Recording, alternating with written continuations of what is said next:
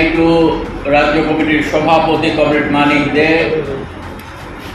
শ্রমজীবী নারী সমন্বয় কমিটির রাজ্য আহ্বায়িকা এবং সিআই2 রাজ্যের অন্যতম সহসভানেত্রী কমরেড পাঞ্চালী ভট্টাচার্য, এখানে উপস্থিত আছেন শ্রমজীবী নারী আন্দোলনের অন্যতম নেত্রী কমরেড রামরতি গোয়ালা, আর আপনারা যারা আজকে এখানে আন্তর্জাতিক শ্রমজীবী নারী দিবসে উপস্থিত হয়েছেন, আমাদের বোনেরা যারা এসছেন, ভাইয়েরা যারা এসছেন, আপনাদের সকলকে সিআই2 ত্রিপুরা রাজ্য কমিটির পক্ষ থেকে অভিনন্দিত করছি। আজকে আন্তর্জাতিক শ্রমজীবী নারী দিবস। আমাদের আন্দোলনটা হচ্ছে, লড়াইটা হচ্ছে নারীদের অধিকার যাতে সমাজে স্বীকৃত হয়। আমাদের লড়াইটা, আন্দোলনটা হচ্ছে নারীরা যাতে সম অধিকার পান, তার বিপরীত লিঙ্গের মতোই। ঠিক একইভাবে আজকে আমাদের লড়াই পুরুষের থেকে কিছু অধিকার আদায় করে ছিনিয়ে আনা নয়, প্রশ্নটা এটা নয়। প্রশ্নটা হচ্ছে নারীদের অধিকার প্রতিষ্ঠার জন্য একটা সুন্দর সমাজ চাই, আমাদের একটা সুন্দর ব্যবস্থা চাই। ওই যেমন আপনারা দেখলেন 1908 সালে যে আওয়াজ উঠেছিল, নিউ ইয়র্কের নারীরা যে আওয়াজ তুলেছিলেন 1908 সালে, যে আমাদের ভোটাধিকার চাই। 1908 সালে পৃথিবীতে মার্কিন যুক্তরাষ্ট্রের নারীদের ভোটাধিকার ছিল না, সবচেয়ে উন্নত দেশ তারা বলে। আজ থেকে বেশি বছর আগে নয়, তো 117 বছর আগের কথা। তাহলে মার্কিন যুক্তরাষ্ট্রে 1908 সালে যখন নারীদের ভোটাধিকার ছিল না, তারা আওয়াজ তুললেন 1908 সালের আজকের এই দিনে 8ই মার্চ, যে আমাদের ভোটাধিকার চাই নারীদের। তারই পরিপ্রেক্ষিতে 1910 সালে সিদ্ধান্ত নিলেন বুলগেরিয়ার নেত্রী, পরবর্তী সময়ে তিনি জার্মানিতে বসবাস করা শুরু করেন, ক্লারা জেটকিন, যে না, আমরা আন্তর্জাতিক নারী দিবস একটি দিন প্রতিপালন করার মধ্য দিয়ে নারীদের সামনে যে সমস্যাগুলো, এগুলো সমাজের সামনে তুলে ধরব। আর তারই স্বীকৃতি পাওয়া গেল তার 65 বছর পর 1975 সালে রাষ্ট্রসংঘ, ইউনাইটেড নেশনস, তারা ঘোষণা করলেন যে 1975 সাল থেকে 1985 সাল পর্যন্ত একটা ডিকেড, 10টি বছর নারীদের বিষয়গুলো নিয়ে আমাদের সারা পৃথিবীতে মানুষকে সজাগ করা হবে, সচেতন করা হবে, নারীরা যাতে তাদের পূর্ণ অধিকার পান। কিন্তু ঘটনা হচ্ছে যে কথা যতই বলা হোক না কেন, আমরা দেখলাম যে সমাজে প্রথম নারীদের, সমাজতান্ত্রিক দেশ সোভিয়েত ইউনিয়ন, তারাই নারীদের ভোটাধিকার দিলেন 1920 সালে।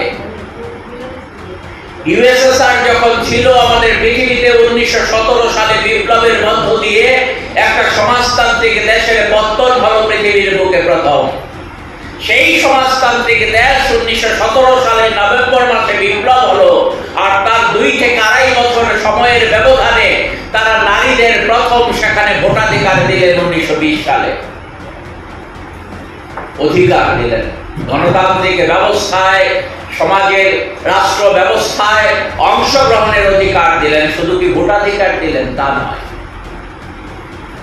আমাদের দেশে যেমন পার্লামেন্ট আছে, এই পার্লামেন্টের 2টো কক্ষ আছে, উচ্চ কক্ষ হচ্ছে রাজ্যসভা, নিম্ন কক্ষ হচ্ছে লোকসভা। ঠিক একইভাবে রাশিয়াতে ডোমা, সেখানকার পার্লামেন্টে নারীদের প্রথম পৃথিবীতে 1/3 আসন নারীরা সেখানে পেলেন। 1/3 আসন পার্লামেন্ট। আমরা যখন আজকে 2024 সালে চাকুরি করে বিজেপি সেখানে পাস করাচ্ছে, বিভিন্ন কায়দা কানুন করছে, তখন নারীদের 1/3 আসন সংরক্ষণের বিষয়টা এখনো নিশ্চিত হয়নি আমাদের দেশে। কিন্তু আজ থেকে 100 বছরের আগে সমাজতান্ত্রিক ব্যবস্থা বলে সোভিয়েত ইউনিয়ন নারীদের ভোটাধিকার, সেখানে ডুমায় তাদের 1/3 আসন দিলেন পার্লামেন্টে। তাহলে আজকে আমরা লক্ষ্য করছি যে ঠিক কি আপনারা শুনেছেন কমরেড পাঞ্চালী ভট্টাচার্যের কথা, যে আমাদের দেশে 1/3 না 50% বিভিন্ন যে সংস্থাগুলো আছে, নির্বাচিত সংস্থাগুলো, এই সংস্থাগুলোতে অধিকার কে দিলেন? প্রথম ভারতবর্ষে বামপন্থীরা দিলেন। ত্রিপুরায় বামফ্রন্ট সরকার দিলেন, পশ্চিম বাংলায় বামফ্রন্ট সরকার দিল।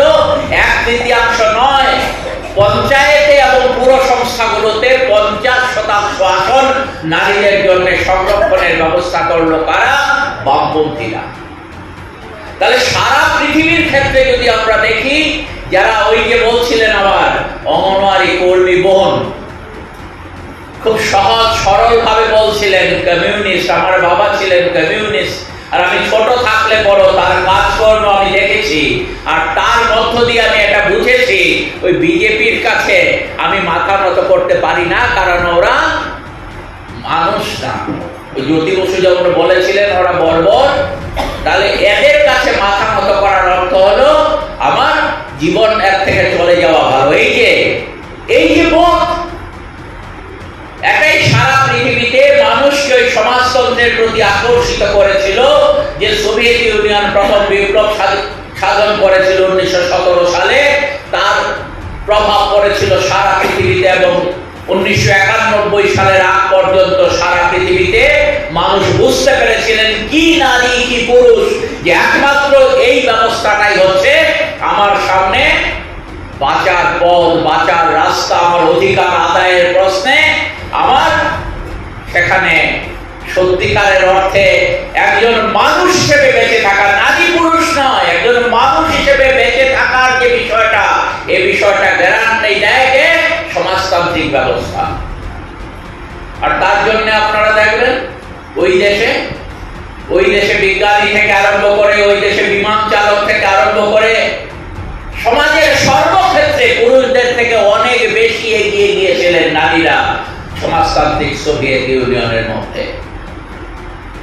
তাহলে আজকে আমরা যখন 1910 সালের পর এই 2025 সালে প্রায় 115 বছর পর আবার আমরা ভারতবর্ষের এই ত্রিপুরা রাজ্যে আন্তর্জাতিক শ্রমজীবী নারী দিবস পালন করছি, তখন আমরা দেখব কি আমাদের রাজ্য, আমাদের দেশের হাল হকিকতটা কি।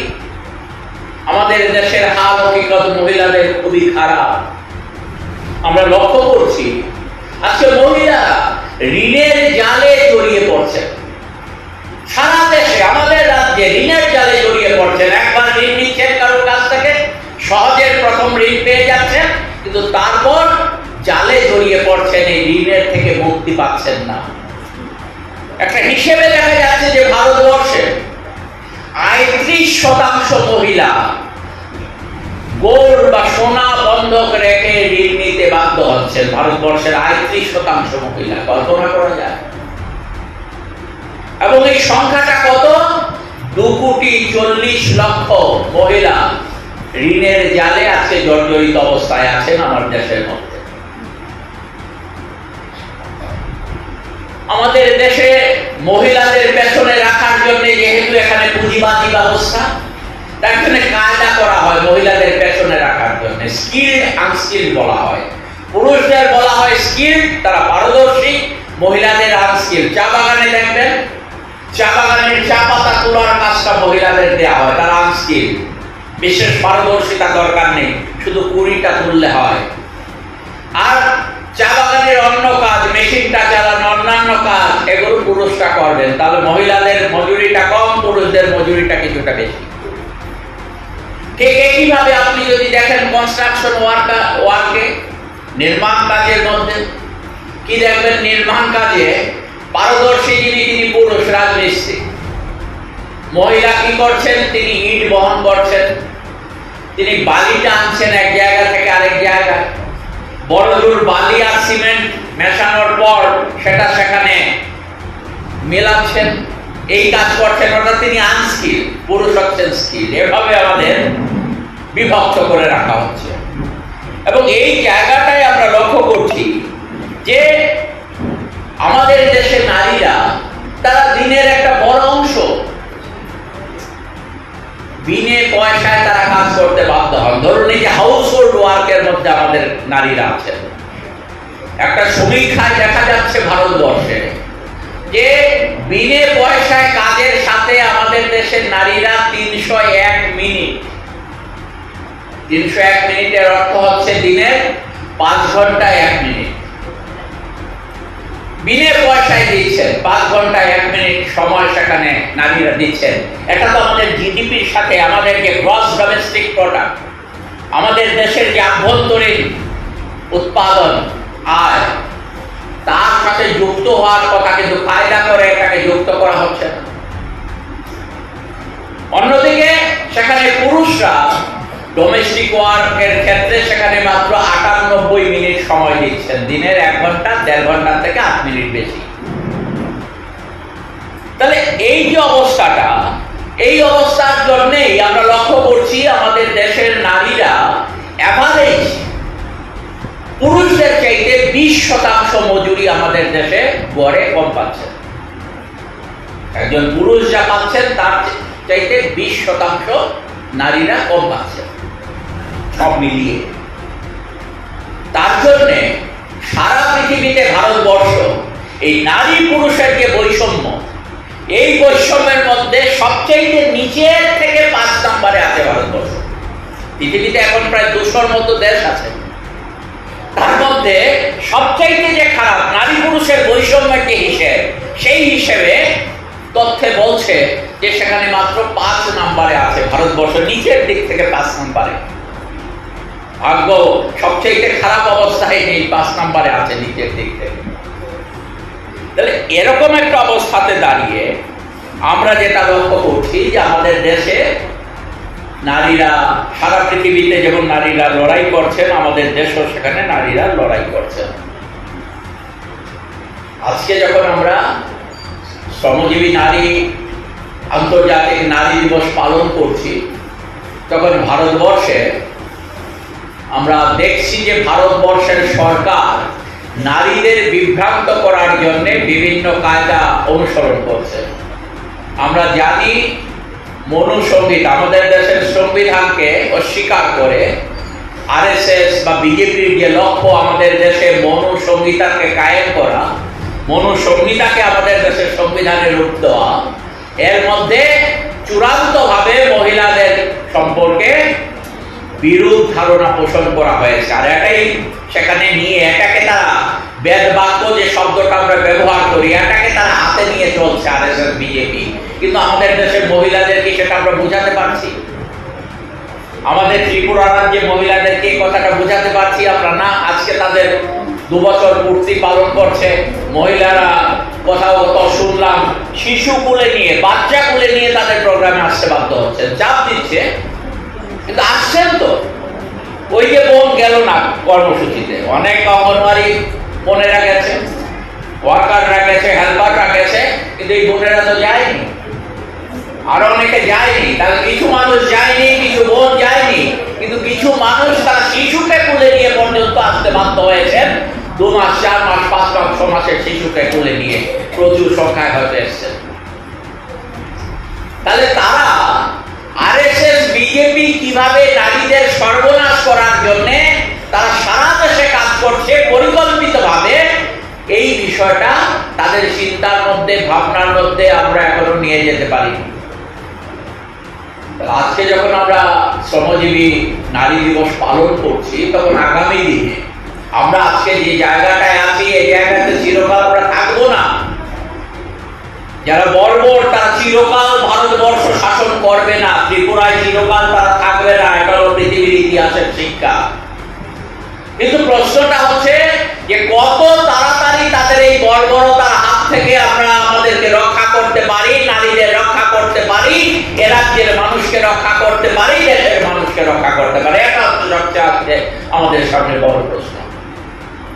আজকে যখন আমরা এই দিবসটা পালন করছি, তখন আমাদের বোনরা আমাদের ভাইরা নিশ্চয়ই আগামী দিনে এই ত্রিপুরায় মানুষের সামনে যে সমস্যা আছে সেই সমস্যা সমাধানের প্রশ্নে যারা আজকে আমাদেরকে একটা অন্যায্য ব্যবস্থা আমাদের সামনে দিয়েছে, যে ব্যবস্থা আমাদের সর্বনাশ করছে, এর হাত থেকে কিভাবে পরিত্রাণ পেতে পারি, এই আন্দোলনটা, এই লড়াইটাকে যদি শক্তিশালী করতে পারি, তাহলে আমার শ্রমজীবী আন্তর্জাতিক নারী দিবস এটা পালন করার যথার্থতা থাকবে, গুরুত্ব থাকবে।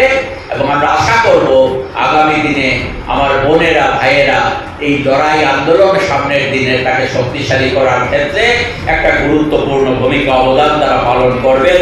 এই আশা বিশ্বাস রেখে সবাইকে আমার অভিনন্দন আবারও জানিয়ে আমার কথা বলা শেষ করছি। ইনকলাব জিন্দাবাদ।